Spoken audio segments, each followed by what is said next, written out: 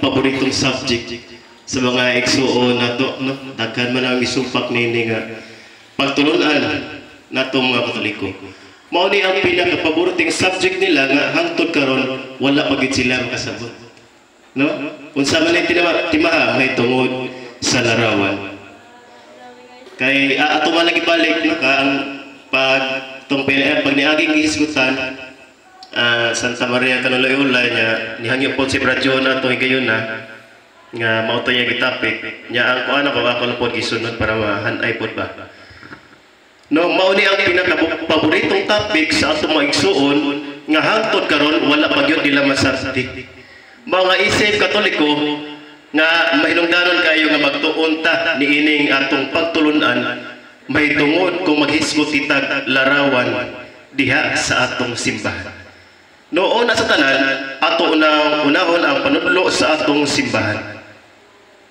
Ang atong simbahan nagtudlo nga ang mga larawan ni Kristo ug sa iyang inahan nga Birhen ug sa ubang mga santos kinahanglan nga batunan ug hugtan labi na gayon diha sa mga simbahan ug ang igong nga pagtahod ug pagpasigit dungog ihatag ngadto kanila dili tungod kay ato silang gituohan o kana mga larawan adunay gahom o birtud o baka ang atong mga pag-ampo gibutang diha kanila kundili nagbaton kita larawan isip pasidungog sa mga gilarawan na nimi no mauna ang gitawag nato representasyon sa mga bayani sa atong simbahan. So sa dila pa unsa madiay ang kanunay iatake nila kanato kabahin may tungod sa larawan ang ilang kasagaran iatake ang ilang masod sa una-una kung maghisgot na ganig larawan mga Diyos daw matod pa nila no kanunay man natong nadungog diha sa cellphone nga way lang iatake nga ang larawan kuno lang to isip o diha sa atong simbahang Katoliko mga Diyos daw matod pa nila. Pero ato ipaklaro karon kung unsa di ay kining gituwag og Diyos kay si San Pablo nang hatag man og kahulugan kung atong basahon diha sa Unang Korinto 8:4 ang Diyos nagrepresentar sa mga butanga dili tinuod. So na-memorize na niyo, di ba? Kay mao gini ang kasagaran tong gisgutan, wag importante sa ni kanato. Kung sa itong Diyos nagrepresentar sa mga dili tinuod nga mga butanga. So sa ato pa kung atong susihon asa may Diyos sa atong simbahan nga ang mga larawan nato dina aduna may pagkatinuod sama sa larawan ni San Pedro. Dili ba tinuod nga adunay San Pedro? Di ba aduna may San Pedro nga nabuhi?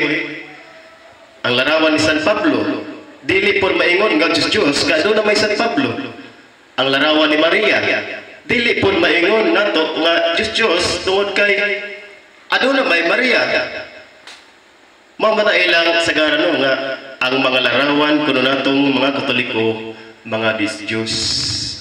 Busa sayop ang ilang pag-ingon nga ang atong mga larawan mga Diyos. Kay nga naman tungod kay mga butang kini nga adunay pagkatinuod. So unsa pa may kahulugan kung mahisgot kita Diyos.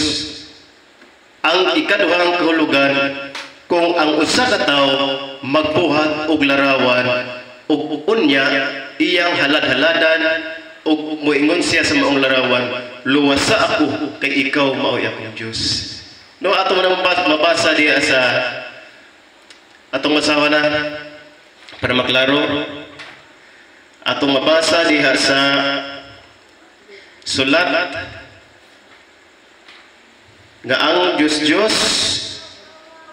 mao nga moingon ako sa tawo nga luwasa ako kay ikaw may akong Diyos. Isaias 44 versikulo 17. So ang pangutana nato aduna bay Katoliko nga muluhod diha atubangan sa mga larawan o moingon nga sukan karon ikaw na ang akong Diyos. Nakabantay batang butang Katoliko ni ana? Wala di ba? So ang atong mga larawan nga gipatunan wala o dili kana mga Diyos kay wala man nato isipa nga ang kanang mga larawan mga Dios.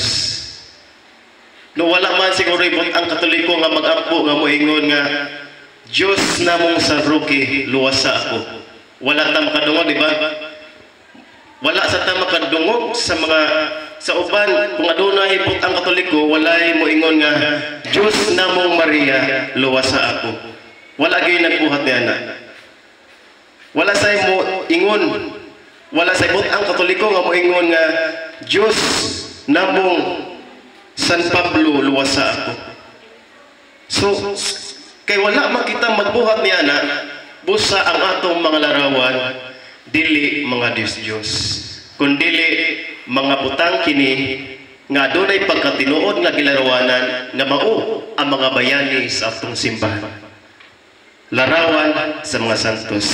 Pero unsa man kini mga Diyos diri sa Biblia gisgutan ang mga Diyos nga gisimba sa mga pagano kaniadto.